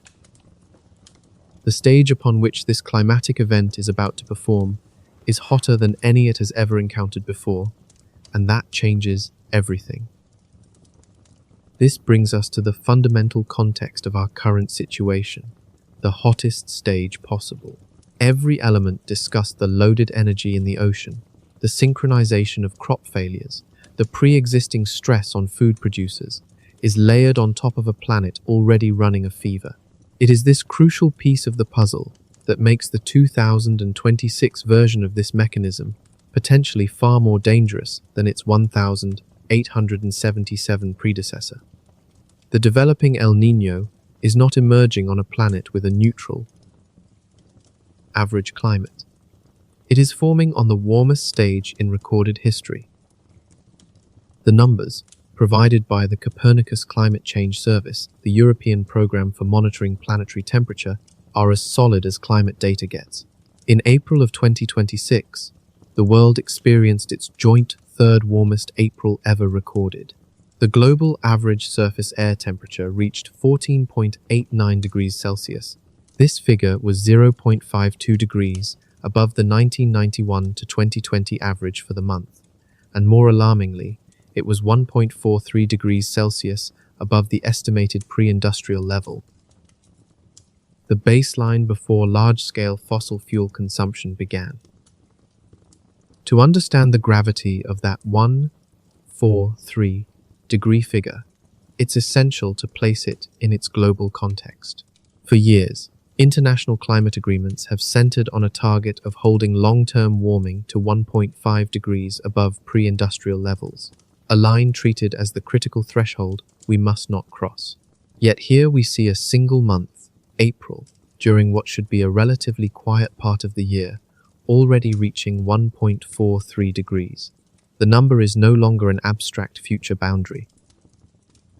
It was the temperature of a recent month, pushing right up against that limit even before the full warming effect of El Niño arrives. However, air temperature isn't even the most critical number for this story. The state of the oceans is paramount. In April 2026, sea surface temperatures for the world's oceans outside the polar regions were the second highest ever recorded, at 21 degrees Celsius. The most significant detail, as reported by Copernicus, was the record-high sea surface temperatures observed across vast areas of the tropical Pacific. This is the exact stretch of ocean where El Niño forms. And the Copernicus report explicitly linked this exceptional warmth to the ongoing transition toward El Niño conditions. The stage and the actor are, in this case, made of the same water. This was not a fleeting one-month spike. March of 2026 had already registered as the fourth warmest March on record, at 1.48 degrees above the pre-industrial average. When independent analyses combine several major temperature datasets, they project that 2026 is on course to become roughly the second warmest year in the entire historical record, surpassed only by 2024. The planet was already experiencing near-record warmth before El Niño had even officially begun. This represents a fundamental and deeply concerning reversal of the usual pattern. Typically, in the climate record, the hottest years are the El Niño years. The event itself is what pushes global temperatures to a new peak. This time, the situation is inverted. The record-breaking heat is already here, forming the baseline. El Niño is now arriving as an additional layer of warming on top of an already extreme state. This distinction is genuinely unusual and critical to grasp, as it fundamentally alters the potential consequences of the events about to unfold. A long-term warming trend raises the planet's temperature slowly, year by year. Then, an El Niño event can arrive, giving that trend a sharp, temporary push that sets a new record. The current record holder, 2024, was an El Niño year, following this exact pattern. What makes the situation in 2026 so unusual is the sequence of events. The planet is already running at or near record warmth, driven by the strength of the background trend alone. The additional push from El Niño has not even arrived yet. That powerful shove is still to come. This reframes the central question. It is not whether 2026 will be warm, it already is. The question is what happens when the force of El Niño finally lands on top of an already near-record year, and whether that combination is what will make 2026, or more likely 2027, the hottest year humanity has ever measured. The role of the ocean in this story deserves its own focus, because this is where the climate data connects directly back to the global food supply. A warmer ocean is far more than a number on a chart. It is the engine room for the entire monsoon system. The rains that sustain vast agricultural regions are driven by the temperature contrast between the ocean and the land, and by the moisture the ocean releases into the atmosphere.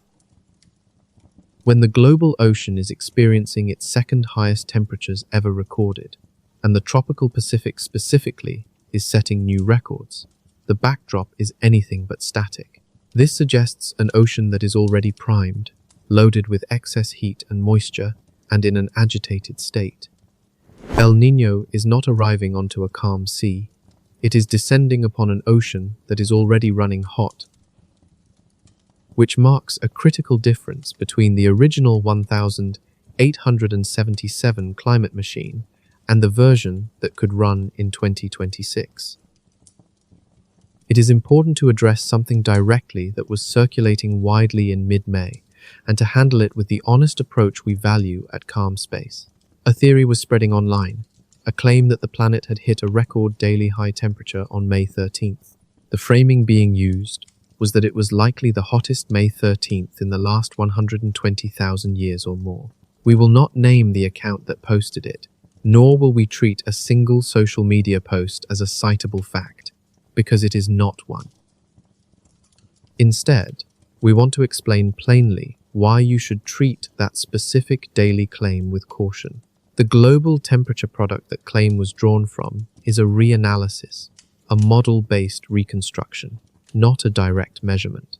This data also runs on a multi-day lag, which means the information for May 13th was only just becoming available when the claim went public.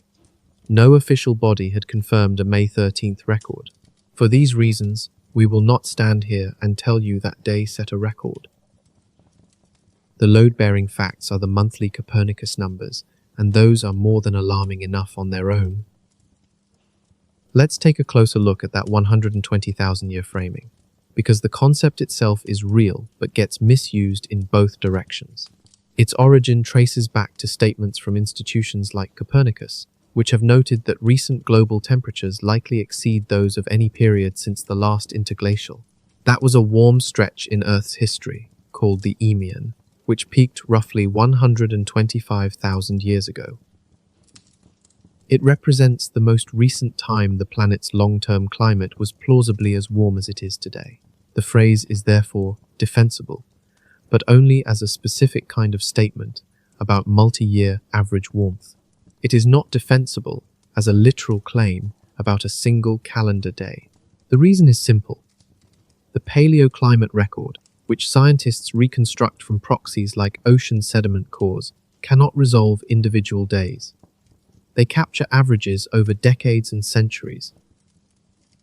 You genuinely cannot compare one Tuesday in 2026 to one Tuesday 120,000 years ago, because the ancient record does not contain Tuesdays, it contains centuries. The honest version of this is as follows. The planet is very likely warmer now, on a multi-year average, than at any point in roughly the last 120. That is a staggering thing to be able to say, and it is true. The single-day version is rhetorically punchy, but scientifically unsupportable, and this documentary will stay on the side of what the science actually supports. We want to take a moment to explain why we are being this careful, as it is not just pedantry. It matters for how you should process everything you hear about this El Niño in the months ahead. There is going to be a lot of coverage. Some of it will be careful, and some will reach for the most dramatic possible framing of every data point, because dramatic framing travels. The trap is that the real story, the actual Copernicus monthly numbers, the official El Niño watch, the synchronization science, is already alarming enough that it does not need to be inflated. Every time a claim gets stretched past what the data supports, it hands the people who want to dismiss the whole thing an easy target. If the takeaway someone has is hottest, May 13th in 120,000 years, and then that specific claim gets picked apart, the risk is they throw out the entire solid, well-sourced picture along with it. This discipline of staying with the load-bearing facts ultimately works in our favor. They are strong enough to stand on their own, and they do not wobble when someone pushes on them. So, why does any of this matter for the central thread about food? Why spend this time on the temperature backdrop? Because the warmth is not a separate story. The warmth is the reason the 2026 version of the 1877 mechanism could be worse than the original. Think about it this way. In 1877, that triple whammy, that synchronizing machine, switched on over a planet that was, by today's standards, cool. The oceans had their natural warmth and no more. The El Niño acted on a baseline. In 2026, the same kind of mechanism is being forecast to switch on over a planet already at record heat, with oceans at near-record temperatures and key breadbaskets already stressed by drought. The heat does not replace the mechanism. The heat amplifies it. It is the difference between striking a match in a cool room and striking that same match in a room where the air itself is already hot and dry. The match is the same, but the consequences could be very different. The added warmth in the system acts as an amplifier, which is why it's a critical part of this narrative, especially as we assemble the complete picture. This brings us to the core implication, stated plainly. Let's return to our starting point. When the recent El Niño watch was announced, most people likely filed it away as a simple weather story, a forecast for a wet winter in one place and a dry season in another, relevant mainly to reservoir managers and ski resorts. But as was suggested at the outset, that headline significantly understates the true scope of the story. With all the pieces now in place, we can see why. El Niño stands alone as the one force within the climate system that science has now definitively shown can synchronize crop failures across continents. It has the power to override the assumed independence of the world's breadbaskets, pulling them down in unison with a single climatic signal. This isn't a fringe theory. It is the conclusion of a 2019 study in Times Science Advances, Times that tested 4 major climate modes, and found that only El Niño could trigger such a globally synchronous failure. The year 1877 serves as harrowing proof that this is not merely theoretical.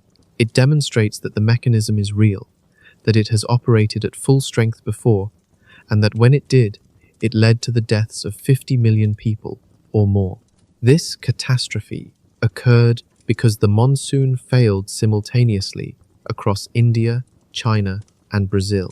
A 2018 attribution study detailed exactly how this triple whammy unfolded, with 3 oceans working in concert. The mechanism itself is a single trans-Pacific circulation pattern, its influence reaching to 4 corners of the ocean and connecting to a jet stream that can lock into wave patterns, imposing drought on linked regions all at once.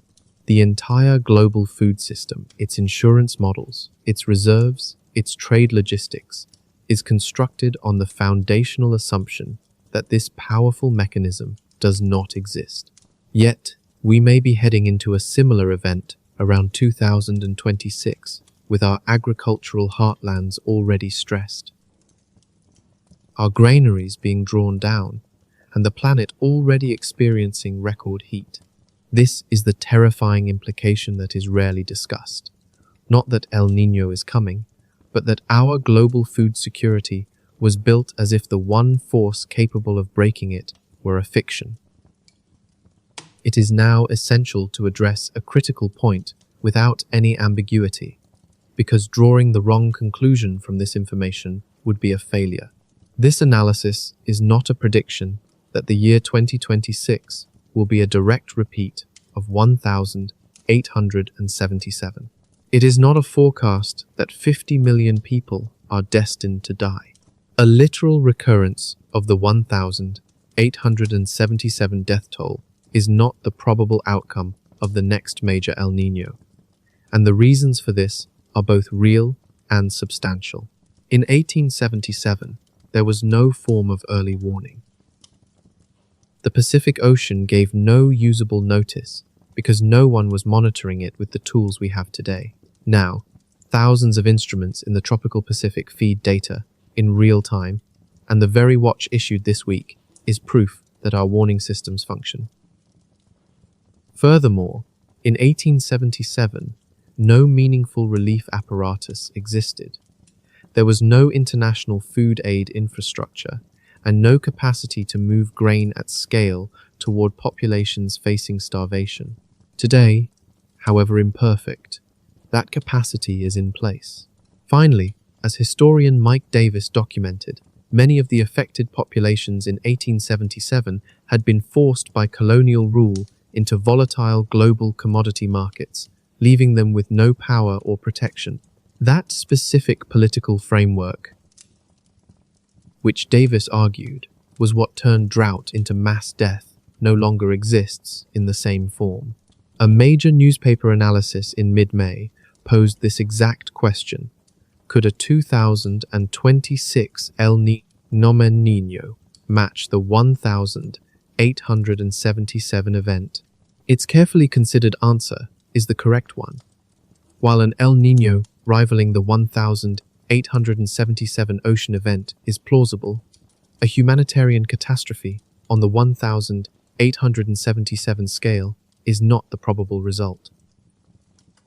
The danger in a future event like that of 2026 is therefore real, but it is different in kind. It is not a foregone death toll, but a profound threat to food prices, food security, and the stability of global supplies. And as is always the case, this danger will land hardest on the poorest, most import-dependent countries, those with no cushion of their own. This reveals the realistic pathway for how such a crisis would unfold today. Modern grain markets are globally integrated and, as we have seen, operate with thin buffers. In this context, a synchronized shock to crop yields across several major exporters does not need to cause a widespread famine to trigger a massive price spike. It only needs to create a global shortfall. When the prices of staple grains like wheat, rice, and maize surge, that price shock travels rapidly. It moves directly into import-dependent nations that purchase their calories on the world market, where it has historically translated into food insecurity, hardship, and political instability, even in years without a catastrophic total crop failure. We have seen this dynamic play out in recent memory. The food price crises of 2007 to 2008 and 2010 to 2011 serve as the key reference points. In those instances, people were not starving in fields in the 1877 sense, but as prices spiked, the consequences rippled across dozens of countries. This is the realistic shape of the risk we face. The 1877 mechanism expressing itself in the 21st century, not primarily as a death toll, but as a price shock that lands with the greatest force on the people least able to absorb it. To be precise about why a price shock is the realistic pathway, and not just a more polite way of framing the risk, is to understand how these markets work. In a globally integrated grain market, the damage is done long before the shelves are empty. It begins the moment the price moves. A country that imports most of its wheat does not experience a synchronized El Niño shock as an empty silo. It experiences it as a number on an invoice that has suddenly jumped by 30, 40, or even 50%. For a wealthy importing nation, this is a budget problem. But for a poor importing nation, where families already spend a large portion of their income on food, that same percentage increase marks the difference between getting by and not. The grain still exists, and it still moves. It just moves toward whoever can afford the new price and away from those who cannot. This is the quiet, modern face of the 1877 mechanism. It doesn't look like a drought on the news. It looks like a line item on a national budget, and a slow, painful tightening in places with the least slack to give. The synchrony does not have to destroy the harvest everywhere. It only has to make the world short enough, all at once, for price to become the weapon. And there is a reason this lands on the poorest nations every single time. It is worth stating plainly, this is not bad luck. It is the structure of the system itself. The nations most susceptible to a global food crisis share a common set of weaknesses. These are countries heavily reliant on imported staple foods, with minimal domestic reserves to fall back on. They often lack the financial capacity to subsidize food prices during a surge, a problem made worse when their citizens already spend a large portion of their wages just to eat. Each of these factors amplifies the others, creating a cascade of vulnerability. This raises a critical question. Who bears the brunt of such a crisis? When a simultaneous shock hits the world's major agricultural regions, the impact is never uniform. The consequences tend to flow toward the most fragile economies and populations. This pattern was starkly evident in 1877, as documented by historian Mike Davis, who detailed which communities were devastated and the reasons for their vulnerability. Today, a similar dynamic exists, though the trigger might be a price spike originating from an ocean away. Whenever a topic like this arises, it often attracts alternative theories, and it is important to address these ideas directly and with scientific clarity. One persistent notion is that El Niño is not a natural event, but rather something intentionally created or manipulated through geoengineering, weather modification, or vast transmitter arrays. However, this claim collapses when confronted with the fundamental physics of our planet. El Niño involves the movement of immense heat across the Pacific Ocean, an area covering nearly a third of the Earth's circumference. The energy required for this process is colossal, comparable to months of solar radiation absorbed by the tropical Pacific. No human technology in existence operates on a scale even remotely close to this. The energy budgets are in entirely different universes. Furthermore, we have clear evidence of El Niño's natural origins. It appears in coral growth records and historical accounts stretching back for centuries, long before the existence of any modern technology that could be held responsible. The 1877 event itself is perhaps the most powerful refutation, as it occurred in a world without aircraft or advanced transmitters. El Niño is a natural rhythm of the Earth's climate, a pulse that has been beating for millennia. A second common claim suggests that official agencies are either concealing the severity of the food outlook or inflating it, perhaps to secure funding or exert control. The most straightforward rebuttal to this is the public nature of the data itself. Forecasts are issued by numerous independent institutions across different continents, including the American Agency, the European Center, the World Meteorological Organization, the Indian Meteorological Department, and the Indonesian Agency. These bodies do not coordinate their findings and frequently disagree on the details, publishing different figures and emphasizing different aspects of the forecast. This is the very opposite of a unified, controlled message. In fact, a 2023 follow-up study on this very topic identified a systematic bias in the science, but it was a tendency toward times under warning times about synchronized risks, not overstating them. If anything, the scientific community's thumb is on the scale of reassurance, not alarm. If we examine the structure of this claim, it quickly becomes apparent that it is logically unsound. A successful cover-up or a coordinated exaggeration would necessitate an immense degree of control, ensuring that every party involved maintains the same narrative. Yet, the reality of El Niño forecasting is a landscape of competing institutions, often in countries with strained geopolitical relationships. They employ different models, operate on different timelines, and possess distinct scientific cultures, all while publishing their findings openly for public scrutiny. For instance, the European model is often more aggressive in its predictions, while its American counterpart is typically more conservative. The World Meteorological Organization has explicitly stated that there is no consensus on whether the current event will reach high intensity. If this were a conspiracy, it would be an exceptionally poorly managed one. This public disagreement is not a weakness. It is proof that the process is transparent and composed of independent scientists, evaluating the same data and openly debating their conclusions.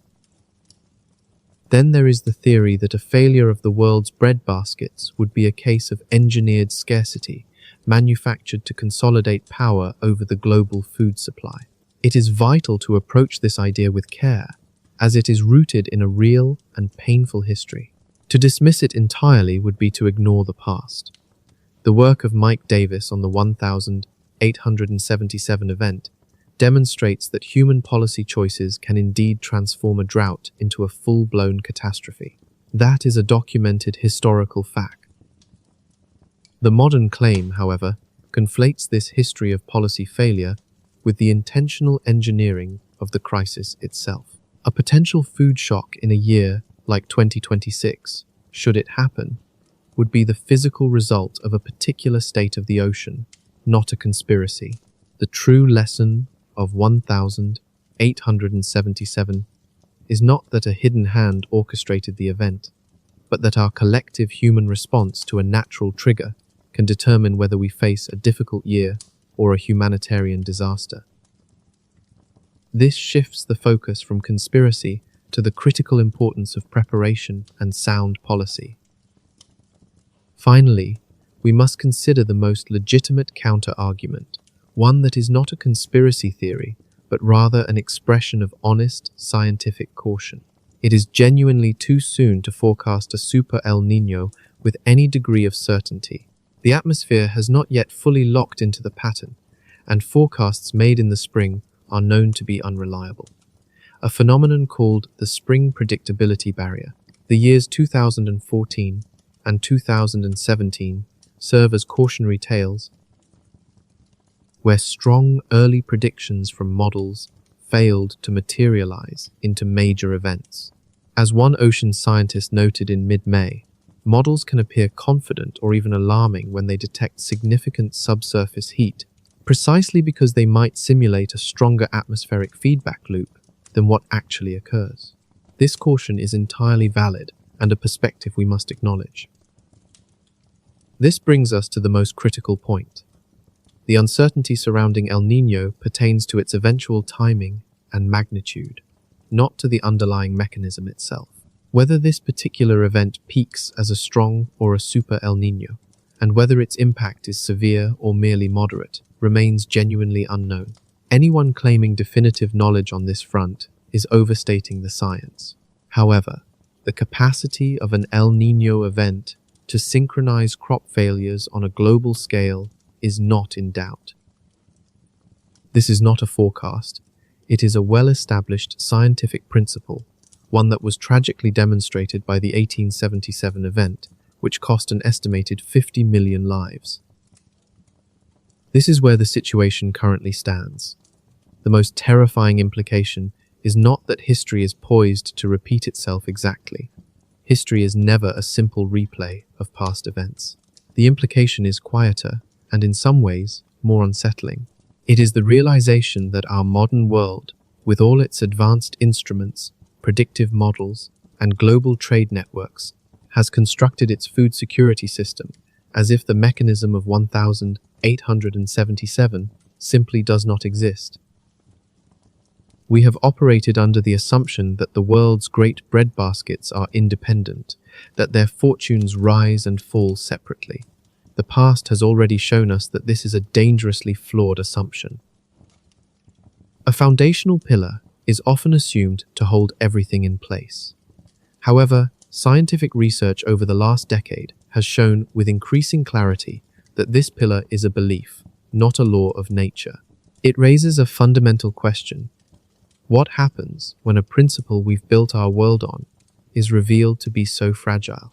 The one force that science suggests could knock it down is the very same one for which an official watch was issued this week. The reason this critical vulnerability isn't widely discussed is almost deceptively simple when considered. It is not the result of a cover-up or a guarded secret. Instead, the underlying assumption has become invisible precisely because it has held true for most of recent history. The world's major agricultural regions have largely failed independently from year to year, and the global system has been robust enough to absorb those isolated shocks. As a result, the assumption was never challenged and became part of the furniture. One rarely notices the foundation of a building until something comes along to test it.